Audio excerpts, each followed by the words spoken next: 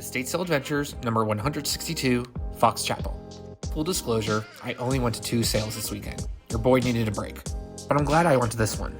Sheet music is a refreshing find. It's not something you see at every sale.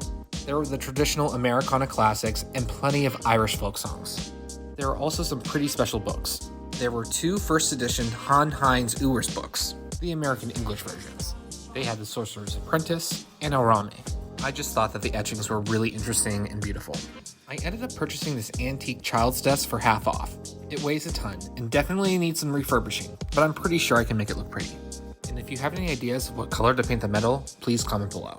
Let's move on to Estate Sale Adventure number 163, Hampton Township.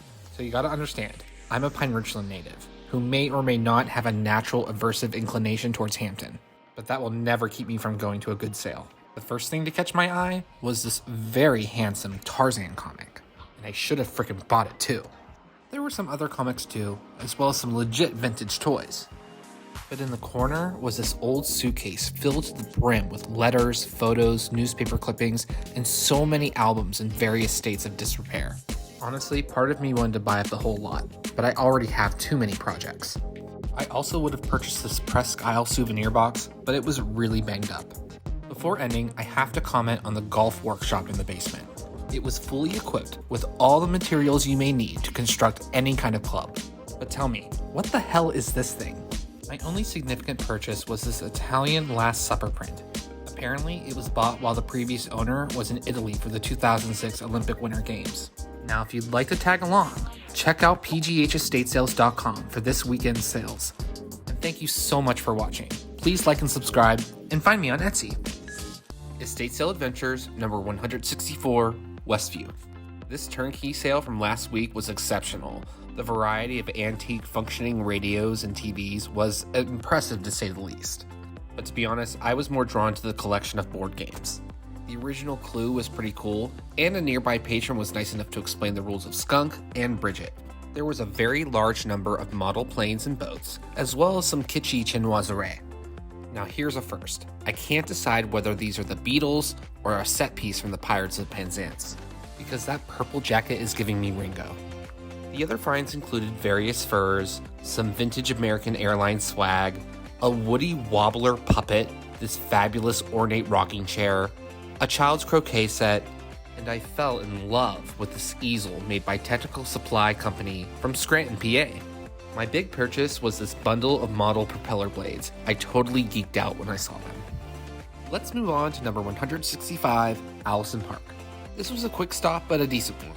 They had a ton of American Girl dolls and accessories. There was also an impressive collection of Barbies, and this vintage telephone caught my eye because of the old area code and the North Pittsburgh Telephone Company sticker underneath. I ended up purchasing this wooden glove box, filled with gloves, of course. Number 166 in O'Hara had some decent furniture, some interesting 80s style art, and like a heat-seeking missile, I always find the Anglo-Saxon memorabilia. I thought this fool's gold trinket was really cute, and I ended up purchasing this small piece of enamel artwork as well as this textile. The thing I regret not buying was this black leather chair. Lastly, number 167 in Fox Chapel, done by LA, looked like a traditional home from the outside, but was over-the-top modern on the inside. The standouts included this very unique fireplace, a glass chandelier, the massive art pieces, and a triangular breakfast nook with this very nice framed collection of stones and fossils. And in the basement was the mother of all game rooms. This beautiful pool table was above reproach, and there was also a shuffleboard table and a framed collection of Pittsburgh sports newspaper cover stories hung on all the walls. The most bizarre collection was a room filled with nautical and porpoise-themed decorations. I did end up purchasing this Merlot tux jacket, which fit me perfectly. Shout out to all the liquidators who made these sales possible. Check out pghestatesales.com for this week's sales, and thank you so much for watching. Please like and subscribe, and find me on Etsy. Estate Sale Adventure number 168 was actually the St. Aloysius Church rummage sale. This was their post-quarantine kickoff. They haven't been open in over a year. The first thing that struck me was how inexpensive everything was, including the furniture. This bed frame was super cheap. They were practically giving it away. I thought the vintage art pieces were pretty cool finds, but this floral wall art was definitely not up my alley.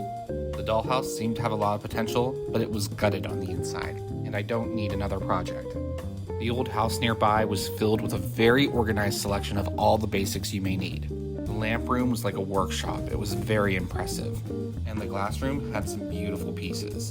Definitely worth going back for a second look. Moving on, number 169 was a more unconventional liquidation. It was a going out of business sale and a massive storage facility in Homewood. I would definitely be remiss if I didn't share these beautiful murals and graffiti art that were inside the old warehouse. Also, getting to the sale required a ride in this very old freight elevator. Like I said before, this was not typical or conventional when it comes to going to estate sales, but it was a welcome change of pace. And yes, I had to speed this up. We were in that elevator for a while. Business being liquidated was an event planning service, and this storage space was a very strange depository of decor and randomness. The taxidermy was bizarre at best, and this neon sign definitely belongs in a white woman's Instagram. The one thing they had a surplus on was vases, and because it was the end of the day, they were all extremely affordable. Lastly, the best thing from today by far was getting a chance to see and sit in this custom-made iron throne. Thanks to Turnkey and St. Aloysius for putting on today's sales. Visit pghestatesales.com for next week, and thank you so much for watching. Please like and subscribe, and find me on Etsy. Estate Sale Adventure number 170, Elizabeth. So I'm fairly pleased that we went to the second day of this sale out in the rural Mon Valley. This tiny home had some interesting finds, including a very large collection of historically significant local newspapers and a ton of Life magazines as well. Now, being a family-run sale, the liquidators were very sweet and so happy to rehome these interesting finds, including my favorite thing from today, several pieces of retro chalkware art. The gorilla was pretty cool, but I preferred these two spacemen piggy banks made by MJ Golden & Company, based in Pittsburgh, PA. There's not much to go on in regards to finding them online, but they were probably casted in the early 1950s. So I did buy those, and I couldn't pass up the large mason jar full of buttons. Number 171 in Bethel Park was your standard sale. It had the obligatory Singer manual sewing machine, some interesting wood furniture, and I took it upon myself to explain to another patron what a humidor is. You'll always find kitschy art from another era at estate sales, but you don't always see a pristine Schwinn vintage bike in this beautiful magenta color. And yes, I would totally ride a women's bike. I also appreciated the various bar equipment like these shot decanter caddies and this very elegant pitcher. I just love the red handle on that stir. I didn't end up buying the St. Francis statue, which I'm now regretting. I just love refurbishing these pieces. Be sure to check out pghestatesales.com for this weekend's sales. And thank you so much for watching. Please like and subscribe, and find me on Etsy. Estate Sale Adventures, number 172, Squirrel Hill.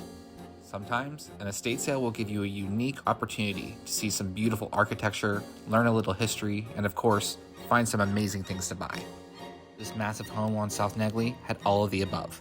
This Victorian four-square was built in 1882, has 4,000 square feet, 6 beds, and 3.5 baths. I've driven by here more times than I can think, being so close to Chatham University, and I've never noticed it before.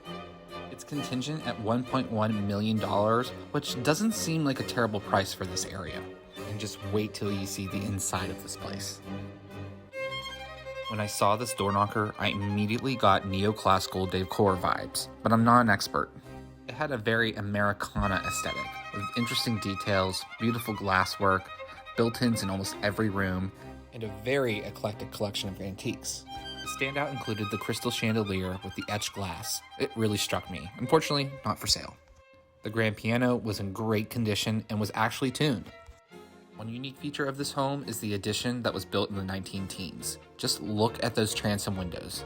But back to the finds. This vanity desk was very nice, and I loved this interesting nutcracker, and the button collection was top-notch to say the least.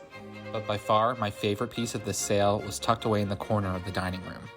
A mid-19th century Empire flame mahogany secretary desk, in impeccable shape. It has the original key and secret compartments to boot. The seller and I totally geeked out over this one. Big shout out to JD Lama for putting this sale together. Be sure to check out pghestatesales.com for this weekend's local sales, and thank you so much for watching. Please like and subscribe, and find me on Etsy.